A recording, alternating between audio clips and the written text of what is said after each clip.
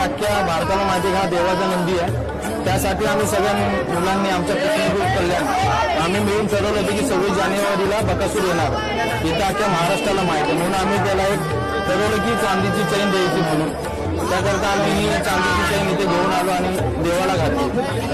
Contact झाला तेव्हा आम्हाला कळलं की बकासूर नाही येणार आहे. पण आम्ही मोहित शेठचा मित्र आहे RD म्हणून, तर आमचा त्याच्यावर गाण्यावर कॉन्टॅक्ट चालू होता. आणि मोहित शेठ यांच्या इथं सुद्धा आमचे मित्र आहेत तुमच्या गावणीला, तर त्यांच्यावर आमचा कॉन्टॅक्ट चालू होता. तेव्हा कळलं की बकासूर आला. तर आम्ही खूप खुश झालो आणि आम्ही चैन घेऊनच आलो होतो. चैनीविषयी सांग ना आता, म्हणजे किती काही वजन राहील? वजन असं ना 300 ग्रॅमची. आम्ही ती असं देवाला घालताना त्या गोष्टीचा विचार नाही केला.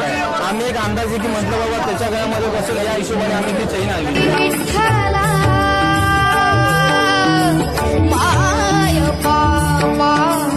जन्मभरी पूजा तुझ्या पाऊलाची, जन्मभरी पूजा